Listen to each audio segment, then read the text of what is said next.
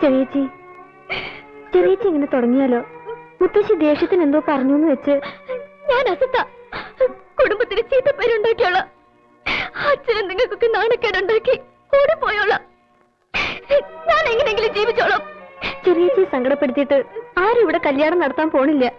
രാമൻകുട്ടി ഇങ്ങനെ ഒരു കാര്യം പറഞ്ഞപ്പോ എല്ലാവർക്കും ബോധിച്ചു. ചെറിയേച്ചിക്ക് വേണ്ടെങ്കിൽ വേണ്ട.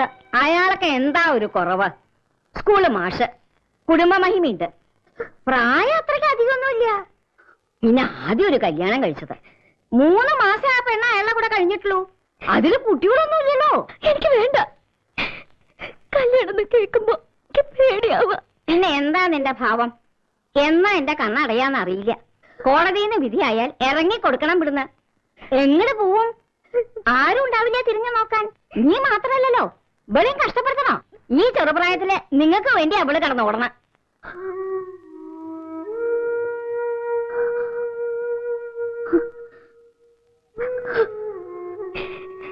ചെറിയ ശപിക്കുന്നത് നീ ഒരു ദിവസം ഒരു ദിവസം സ്നേഹിച്ച ആളുടെ കൂടെ കഴിഞ്ഞിട്ടുള്ളത് ചെറിയച്ചി മനസ്സിന് പോയിട്ടില്ല. ഇപ്പോഴും ശല്യം ഒഴിവാക്കണമെന്ന് നിർബന്ധമാണെങ്കിൽ ചെറിയച്ചിക്ക് സമ്മതം. ഏത് കല്യാണത്തിനും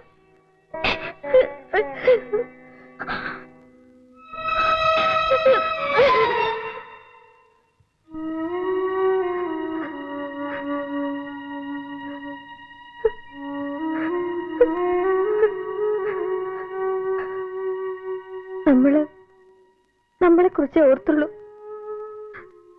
ചെറിയച്ചി പറഞ്ഞത് കാര്യല്ലേ? ആരുടെയെങ്കിലും തലയിൽ കെട്ടിവെച്ച് ബാധ്യത ഒഴിവാക്കാനാണോ നമ്മള്? വേണ്ട, ഒന്നും വേണ്ട.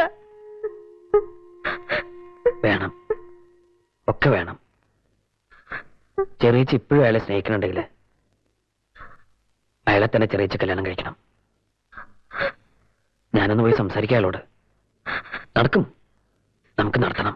എനിക്കിപ്പോഴും ഇഷ്ടമൊക്കെ തന്നെയാ. ആ കുട്ടിയുടെ അച്ഛനാ അന്ന് പ്രശ്നമൊക്കെ ഉണ്ടാക്കിയത്. അത് കഴിഞ്ഞില്ലേ? രണ്ടുപേർക്ക് ഇഷ്ടമുള്ള സ്ഥിതിക്ക് നമുക്കൊന്ന് ആലോചിച്ചൂടെ? വിരോധം ഉണ്ടായിട്ടല്ല, അമ്മ സമ്മതിക്കില്ല. അമ്മയുടെ മനസ്സിൽ ഇപ്പോഴും ആ പകയുണ്ട്. ഞാനൊന്ന് കണ്ട് പറഞ്ഞു നോക്കിയാലോ? നല്ല കാര്യായി. എന്റെ അമ്മയുടെ സ്വഭാവം നിങ്ങൾക്ക് അറിയില്ല. ഞങ്ങൾ 3 ആണും 4 പെണ്ണുവാ. മൂത്ത ഏട്ടന് 40 എന്നിട്ട് ഇപ്പോഴും അമ്മയെന്ന് അമർത്തി മൂളിയ ആ നിന്ന നിൽപ്പിൽ മൂത്രമൊഴിക്കും മൂപ്പര്. അമ്മയുടെ സമ്മതം വേണോ? നമുക്കൊരു രജിസ്റ്റർ ഓഫീസില് ആവായിരുന്നു അന്നാണെങ്കിൽ. ഇനിയിപ്പോ വീട്ടിലാകെ പ്രശ്നമാവും. ഞാനും അല്പം പ്രാക്ടിക്കലായിരുന്നു കുട്ടികളൂ. അമ്മ സമ്മതിച്ചാ? സമ്മതിക്കേ, ശ്രമിച്ചു നോക്കാം ഞാൻ. ഇപ്പൊ ഒരാലോചന കൊണ്ട് വന്നിരിക്കണു. അങ്ങനെ പറയരുത് ദേവി ചേച്ചി. ഇതൊരു ജീവൻ മരണ പോരാട്ടാണ്. ഞങ്ങൾ ഉപേക്ഷിക്കരുത്. എന്റെ മോനെ പോലീസിനെ കൂടെ തല്ലി ചതപ്പിച്ചു. 3 മാസാ നാണുവേദ്യയോട് പിടിച്ചിൽ നടത്തിയത്. കാശ് എത്രയാ ചെലവായത്? ഒരു സിന്ധി പശുവിനെ വിറ്റു ഞാൻ. അതെണ്ണ ഇപ്പോഴും പോയിട്ടാണ് മനസ്സിന്ന്. പോലീസുകാർ തല്ലിയൊന്നുമില്ല. കംപ്ലൈന്റ് കിട്ടിയപ്പോ ചോദ്യം ചെയ്യാൻ കൊണ്ടുവന്നുള്ളൂ. ഈ അമ്മ വെറുതെ. നീ ഉണ്ടോ? കൈവശം കൊടുത്ത് മയക്കിയതാ പെണ്ണിന്റെ ചെക്കനെ. വല്ല കാക്കാലത്ത് പെണ്ണ് നീ വിളിച്ചുണ്ടാവും. വന്നാലും ഞാൻ കേറ്റും ഈ കുടുംബത്ത്. എന്നാലും ഇത് എന്റെ കഴുത്തിന് മോളിൽ തലയുണ്ടെങ്കിൽ നടക്കില്ല. ഇപ്പൊ എന്തായി? ഞാൻ അപ്പഴേ പറഞ്ഞില്ല ദേവി ചേച്ചി സമ്മതിക്കില്ലെന്ന്. അപ്പൊ സതീശ് എന്താ പറഞ്ഞത്? അമ്മയ്ക്ക് ഇഷ്ടാണ്, എന്റെ അമ്മ പാവമാണ്, വേഗലീന മനസ്സാണ് എന്റെ അമ്മയ്ക്കെന്ന്. ഇങ്ങനെ ഇറങ്ങു ഗോപി, നമുക്കില്ല അഭിമാനം. ഭരതൻ മാഷ്ട മകൾക്ക് വേറെ ചെക്കനെ കിട്ടാൻ കിട്ടുന്നല്ല. സതീശൻ പ്രേമിച്ചപ്പോ ഒരു പകരത്തിൽ അവളൊന്ന് പ്രേമിച്ചു പോയി. അതിന് ഒന്നുമില്ലെങ്കിൽ നമുക്ക് വല്ല ഡോക്ടറോ എഞ്ചിനീയറോ ആരെങ്കിലും കിട്ടില്ലേ? വന്നേ അങ്ങനെ വേണ്ട ചേട്ടാ. താൻ എന്തായി കാണിച്ച്? ആ തള്ളെ പറഞ്ഞ് എങ്ങനെയും സമ്മതിപ്പിക്കാൻ വന്നിട്ട് ഓടണ പട്ടിക്ക് 1 മുഴം മുമ്പേന്നാ പട്ടി വടിമേൽ വന്ന് വീണതാ. നോക്കിക്കോ. രാമകുട്ടി ഒന്ന് നിക്കണേ. വിളിച്ചു. എന്തേ? വാ, നീ അകത്ത് പോ. എന്താ? ഇയാളവിടെ ഇരിക്കേ. അവിടെ നിക്കേ. നീ അവിടെ നിക്ക്. രമേ, ഉമ്മറത്ത് കണ്ടി ചായ എടുക്കേ. പാലുണ്ടാവില്ലേ? കട്ട മതി.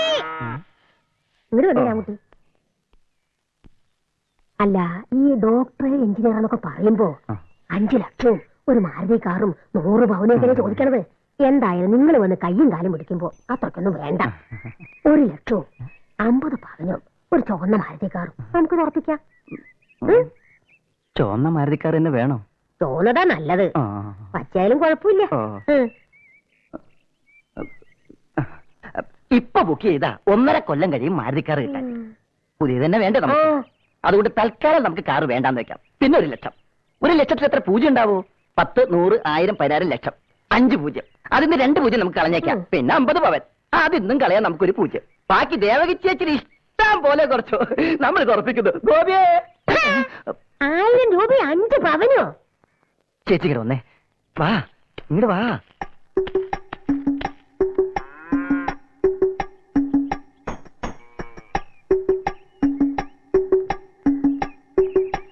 ഞാൻ പറഞ്ഞു കേട്ടല്ലോ നീയെ. ഇവന്റെ ഏട്ടന്മാരോടും ചോദിക്കണം. ഇപ്പൊ ഞാൻ പറഞ്ഞ അപ്പുറത്ത് ഉണ്ടാവില്ല.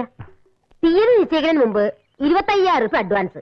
ഇനി ഈ കാര്യം സംസാരിക്കണമെങ്കിൽ അത് എന്റെ കയ്യെ കൊണ്ട് തന്നിട്ട് ബാക്കി 25,000 രൂപ കല്യാണത്തിന്റെ തലേന്ന്.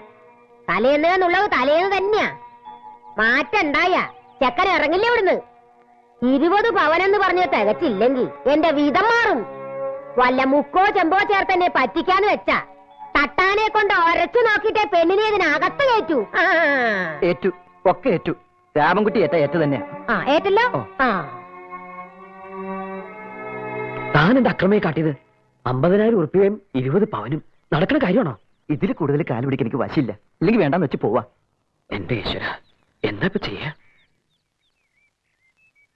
എന്നാലും എന്റെ ഗോപി, അവര് സ്ത്രീധനം ചോദിച്ചില്ലെന്നാണോ നീ പറയണത്? അയ്യേ, സ്ത്രീധനേ. സ്ത്രീധനത്തിന്റെ കാര്യം പറഞ്ഞ് അങ്ങോട്ട് ചെന്നേക്കരുതെന്ന് അവര് പറഞ്ഞത്. അത്രയ്ക്ക് സ്ത്രീധന വിരോധിയാ. ഇത്രയ്ക്ക് വിരോധമുള്ള ഒരു സ്ത്രീയെ ഞാൻ കണ്ടിട്ടില്ല. നീ കണ്ടിട്ടുണ്ടോ? ഇല്ല. എല്ലാം ഭഗവതിയുടെ അനുഗ്രഹം. ഇതൊന്ന് കഴിഞ്ഞു കിട്ടിയാൽ എനിക്ക് മനസമാധാനത്തോടെ കണ്ണടയ്ക്കാം. അപ്പൊ മുത്തശ്ശി ഞങ്ങളുടെ കാര്യോ? കണ്ടോ പെണ്ണിന്റെ ഒരു തിടുക്കം.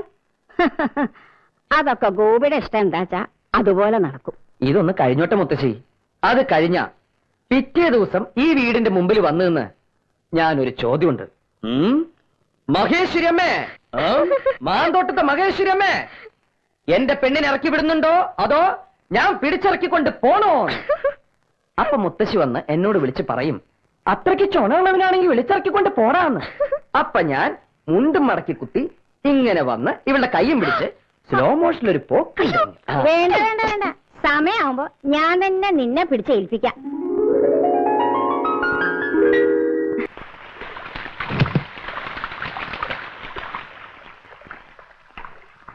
അവനെവിടെ ഗോപി? മോളിലുണ്ട്. വിളിക്കേ.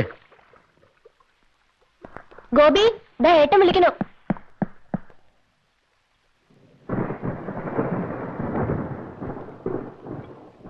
ലോകത്താരും ഇതുവരെ പ്രേമിച്ചിട്ടില്ലല്ലോ. എടാ, നിനക്ക് അവളെ ഇഷ്ടമാണ് ഇങ്ങനെ വിളിച്ചോണ്ട് വരിക. അതിനിവിടെ ആരും എതിര് പറഞ്ഞിട്ടില്ല. അല്ലാതെ ആ കുടുംബം മുഴുവൻ തലയിലേറ്റ് വെക്കേണ്ട വല്ല കാര്യമുണ്ടോ? ഒരു വാക്ക് എന്നോട് ചോദിച്ചോ നീ? ആ ശേഖരൻ പറഞ്ഞിട്ടാ ഞാൻ അറിഞ്ഞത് കടവിറ്റ കാര്യം. മറച്ചു കൊടുത്ത 15,000 പകടി കിട്ടുമെന്ന് പ്രഭാരം പറഞ്ഞു. പിന്നെ കടയിലെ സാധനങ്ങൾക്ക് ഒരു 10,000. അങ്ങനെ 25,000. ഇനി ബാക്കി 25,000 എവിടെ നിന്ന് കൊടുക്കും നീ? അവര് സ്വർണം ചോദിച്ചിട്ടുണ്ടല്ലോ, അത് നീ എന്ത് വിറ്റ് കൊടുക്കും? അവറാച്ചനോട് പലിശയ്ക്ക് കടമെടുത്തിട്ടാ അന്ന് ഞാൻ പകടിക്ക് കാശ് കൊടുത്തത്. അത് ഇതുവരെ അടച്ചു തീർന്നിട്ടില്ല. അതുകൂടാതെ ആദ്യത്തെ പെണ്ണിന്റെ കല്യാണം എന്ന് പറഞ്ഞ് എന്നോട് പറയാതെ നീ പോയി 5,000 റുപ്യ വാങ്ങി. എന്തിനപ്പം നിന്റെ ഒരു പുറപ്പാട്? എനിക്കറിയില്ല ഏട്ടാ. എങ്ങനെങ്കിലും ഈ കല്യാണം നടക്കണം.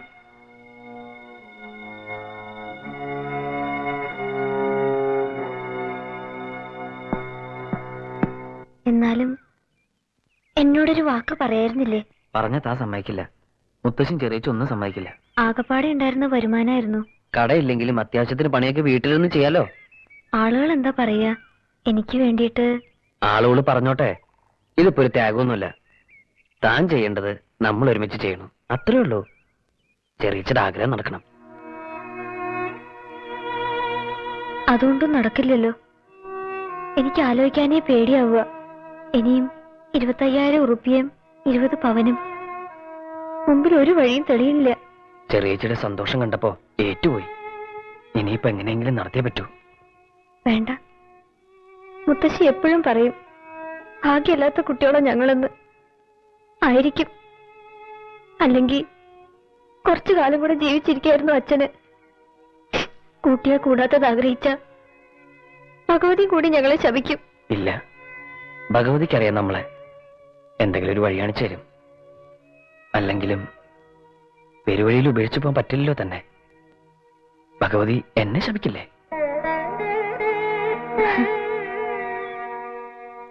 മൂത്ത ചേച്ചിയുടെ കല്യാണത്തിന് കൊണ്ടുപോയി സാരിയുടെ അടവന്നെ മുഴുവനായിട്ടില്ല.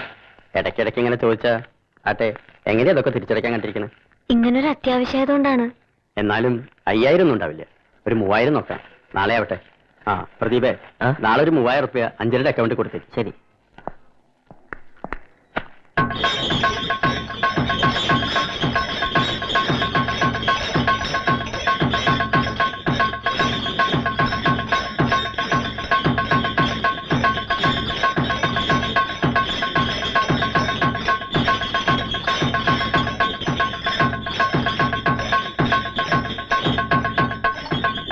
കൊറേ നേരമായല്ലോ നീ ഇരിപ്പുടങ്ങിയിട്ട്. ആലോചിച്ചിട്ട് ഒരു പിടിയും കിട്ടണില്ല അടുത്തേമേ. 25,000 ഉറുപ്പിക്ക് 20 പവനും നാളെ സന്ധ്യയ്ക്കും ഉണ്ടാക്കണം. ചെന്ന് കാല് പിടിച്ച് നോക്കി, ആ തള്ള ഒരു വിധത്തിൽ അടുക്കണില്ല. എടുത്താ പൊന്താത്തത്ര ഭാരം എടുത്ത് തലയിൽ വെക്കുമ്പോ ആലോചിക്കണായിരുന്നു ഗോപിയെ. ഏട്ടന് എത്ര ഉപദേശിച്ചാ നിന്നെ? ഒക്കെ ശരി തന്നെ, എടുത്ത വാരം ഇറക്കി വെക്കാൻ പറ്റില്ലല്ലോ. ചുമക്ക എന്നെന്ന തീരുമാനം. എങ്ങനെ? നിന്നെ കൊണ്ട് കൂട്ടെ കൊണ്ടതിനപ്പുറത്തല്ലേ? ആ ശിവൻകുട്ടിക്ക് എഴുതിയിട്ട് ഒരു മറുപടിയും കൂടി ഇല്ല. ഇത് വിറ്റോളൂ ഗോപി, ഏട്ടനറിയണ്ട. വേണമെങ്കിൽ ചിന്തുമോളുടെ മാലയും കൂടി ഊരാം. അത്രയെങ്കിലും ആയില്ലോ. വേണ്ട ഇടത്തെ, അത് വേണ്ട. അതുകൊണ്ടൊന്നും തികയില്ലോ. ഏട്ടൻ വരട്ടെ, ഞാനൊരു കൂട്ടം തീർച്ചപ്പെടുത്തിയിട്ടുണ്ട്. ഭാരതി, ഏട്ടൻ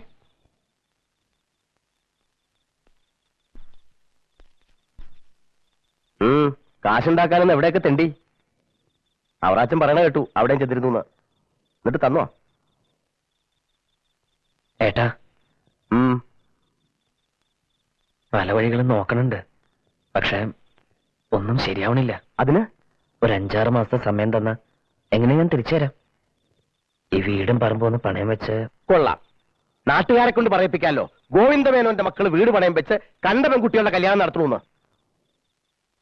എന്നാ പിന്നെ തറവാട് വിറ്റപ്പോ എന്റെ ഓഹരിയായിട്ട് എന്തെങ്കിലുമൊക്കെ ഉണ്ടാവുമല്ലോ, അതെനിക്ക് തരണം.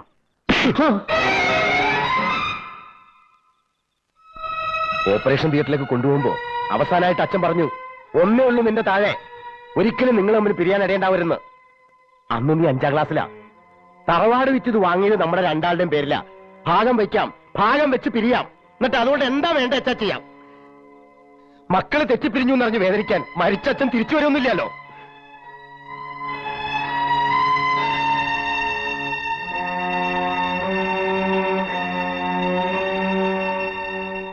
ഇവിടെ തന്നെ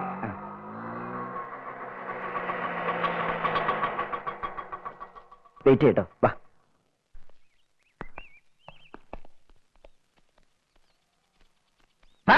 ഇവിടെ കിടക്കാനോ? വീട്ടിലേക്ക് വരികയായിരുന്നു ഞങ്ങള്. പാലത്തിന്റെ ചോട്ടി കിടന്ന് ദുഃഖഗാനം പാടിയിട്ടൊന്നും കാര്യം നടക്കില്ല.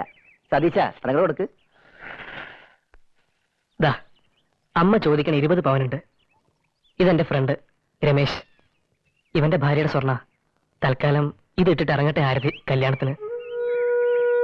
സതീശ, സാരമില്ല, അമ്മയെ ബോധ്യപ്പെടുത്തല്ലേ വേണ്ടൂ. പിന്നെ എന്റെ കൂടെയല്ലേ, എങ്ങനെയെങ്കിലും മാനേജ് ചെയ്ത് തിരിച്ചു കൊടുത്തോളാം ഞാൻ രമേശന്. അമ്മയെ പറ്റിച്ചിട്ടാണെങ്കിലും ഇത്രയെങ്കിലും ചെയ്തില്ലെങ്കിൽ നിങ്ങളുടെയൊക്കെ മുമ്പിൽ വല്ലാണ്ട് മ്ലേച്ഛനായി പോകും ഞാൻ.